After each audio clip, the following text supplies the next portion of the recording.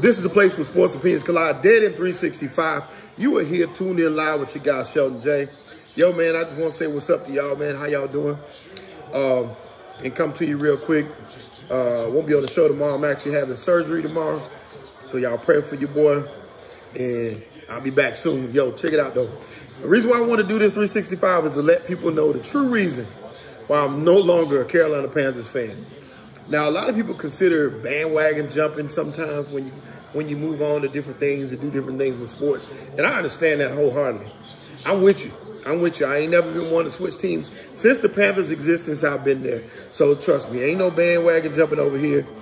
I was there when they were 1-15 in the Chris Winkie eras, and I was cheering loud anybody. Same thing with the Hornets. I'm not going anywhere with them. Same place. I'm there yelling and screaming when they had the worst record in the league of all time. I'm always going to be there. I don't care nothing about that.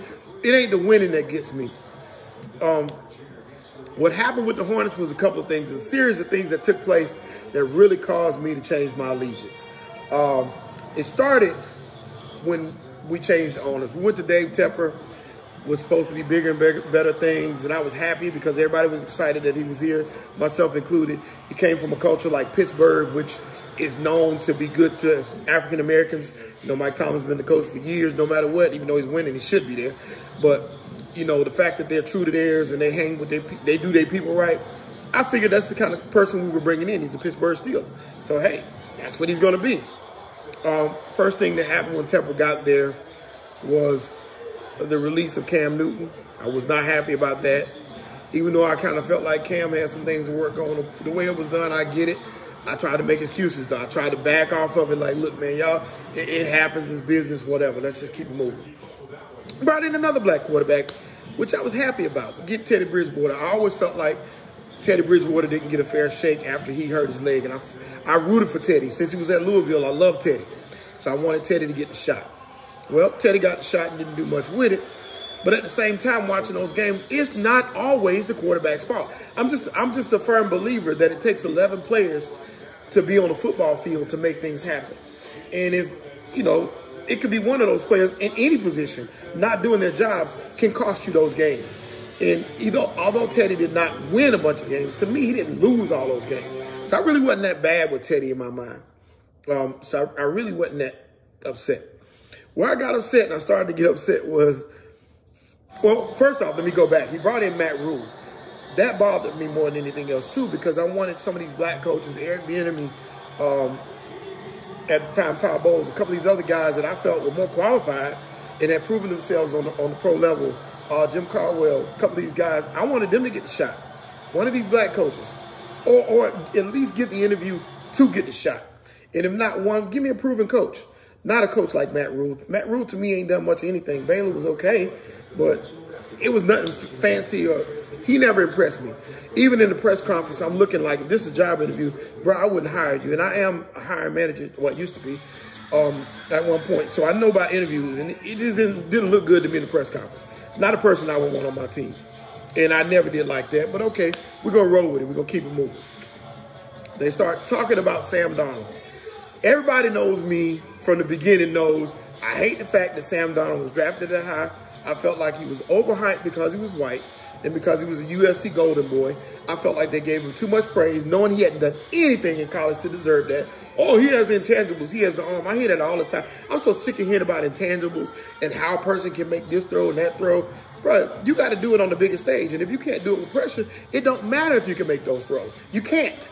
You can't. And I said, Sam Darnold's not the answer. It's not going to work. I've been saying this since y'all heard me on the show. I've been saying this since the beginning. Sam Darnold is not it. I was upset about that. Cool, we get past that. We saw that didn't work. So I'm thinking, okay, we're going to draft. We're going to get up one of the boys in here, the Fields. We're going to get Fields in here. Justin Fields is really who I wanted. And we're going to make it happen. So to pass on Justin Fields in the draft made me sick to my stomach. Well, this was the year before, I'm sorry. But passing on Justin Fields made me sick, too. Just made me sick to my stomach. Once again, you bring in Sam Darnold. This year comes around, I'm like, okay, well, ain't many quarterbacks out there. But maybe we'll get Malik Willis because I thought he'd be better than Woods. I was wrong on that part, but still, I thought we'd get one of them. They bring in Matt Corral, which he's okay, and I didn't really mind that. But I was like, he's not the answer. We're going to get something later because it's not going to work. Lo and behold, they bring in Baker Mayfield. the other quarterback, who outside of Sam Darnold, I hate more than anything. I'm like, the two most hated quarterbacks for me, they got them both on the same squad. I'm sick to my stomach. But still not leaving them. I just want them to lose so we can get another quarterback in there. That's what I wanted. I want them to lose some games so we can get one of the better quarterbacks next year. Bryce Young, we could get Stroud. I want Young. That's who I want. Moving along, I was cool. We're building a facility in my hometown. This is where it gets dicey for me. We're building that facility in my hometown. Huge project, millions and millions of dollars. Taxpayers paying money. Some of my money went towards it as well. And I'm excited for my city. I'm excited for my franchise. I'm excited for everything that's going on in the area. Well, lo and behold, Dave Tapper backs out, and he blames the city, even though we're suing him. He's blaming us, saying we didn't come up with our part. But the agreement stated that we were going to get it, and it was working out. We already had an agreement in place. He reneged on the agreement is what he did. Then he sent the company into bankruptcy. And underlying tales to that is that North Carolina is about to allow gambling to be legalized. This is hearsay, by the way, but this is what my understanding is. Allegedly, North Carolina is about to allow legalized gambling, and allegedly, that's why he wanted to move the facility back to North Carolina. So he basically just did my city wrong, bro. And I couldn't live with it. I was like, that's it, man. That's strike 10, and that's the biggest strike. Once again, I'm a homer. I'm a homeboy. Trust me. Tried and true. Because before the Panthers, I wasn't a Panthers fan, if you must know.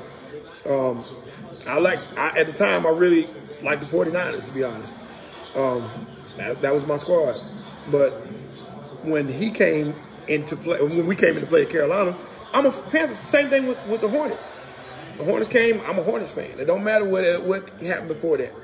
It didn't matter. I was a Bulls fan, like everybody else, you know, at the time, because that's what was on TV, and that's Michael Jordan. He's from Carolina. But, yeah, man, I'm a homer, trust me. So it really hurt me what happened to my city, man. It really did, bro. It really did. Now, here's the dilemma for me. Real quick, I'm going to say this, and I'll be done. The dilemma is, right now we got a black coach, and we're starting a black quarterback. And if you know anything about me, you know I'm rooting for my own people.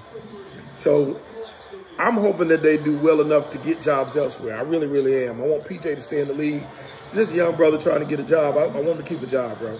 And I want Wilkes, who was done wrong in his previous position, super wrong by the Cardinals, I want him to get shot. So I'm torn, man. I really, really am. And like I said, I ain't saying I want Carolina to win out or nothing like that. I don't really care about that.